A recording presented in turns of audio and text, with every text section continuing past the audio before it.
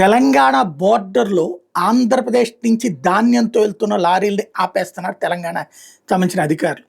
తంగెడ కృష్ణానది వారధి మీద భారీ స్థాయిలో ఆగిపోయి తెలంగాణ వెళ్లాల్సినటువంటి ధాన్యం లారీలు కృష్ణానది బ్రిడ్జి మీద లారీలు అడ్డం పెట్టి ఆందోళన చేశారు లారీ డ్రైవర్లు. ఆంధ్ర నుంచి వెళ్తున్న ధాన్యాన్ని లారీలని తెలంగాణలోకి అనుమతించాలంటూ మా బళ్లను పంపాలంటూ బ్రిడ్జి మీద ఆందోళన చేశారు లారీ వర్కర్సు. దాంతో భారీగా ట్రాఫిక్ స్తంభించిపోయింది. ఇక్కడే అసలు సమస్య ఏంటంటే ఇప్పుడు మన దగ్గర ఇక్కడ రేషన్ బియ్యానికి సంబంధించినటువంటి ఇష్యూస్ ఈ కాంప్లికేషన్స్ వచ్చాక ఆగిపోతే ఇప్పుడు అదే తెలంగాణ ఏం చేస్తుంది, రెండు రకాలు. అక్కడ ఉన్నటువంటి సన్న బియ్యం జనాలకు అమ్మి జనం దగ్గర ఉన్నటువంటి ఆ దుడ్డు బియ్యాన్ని ప్రభుత్వం కొని విదేశాలకు అమ్ముతోంది. ఫిలిప్పైన్స్ అట్లాంటి దేశాలతో ఒప్పందం కుదుర్చుకుంది. మన రాష్ట్రం అట్లాంటి ప్రయత్నం ఏం చేయలేదు. దాంతో ఇక్కడ ఉన్నటువంటి రైస్ కూడా అక్కడికి పంపించుకుని అమ్ముకునేటటువంటి పని చేస్తున్నారు. ఈ విషయం మొన్ననే పత్రికల్లో వచ్చింది.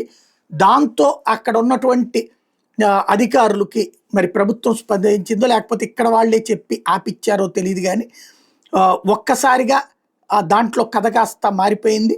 కావాలని అడ్డుకునేటటువంటి ప్రయత్నం జరిగింది.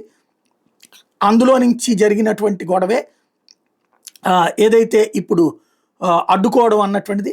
వెంటనే ఆ ప్రాంతానికి సంబంధించినటువంటి పబ్లిక్ అందరూ కూడా మొబిలైజ్ అవ్వడం లాంటి ఇష్యూస్ జరిగినాయి.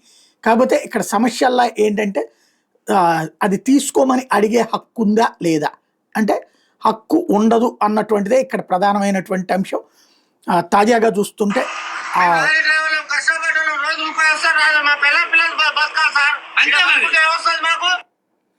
ఇది లారీలు ధర్నా చేస్తున్నటువంటి వాళ్ళ స్టేట్మెంట్స్.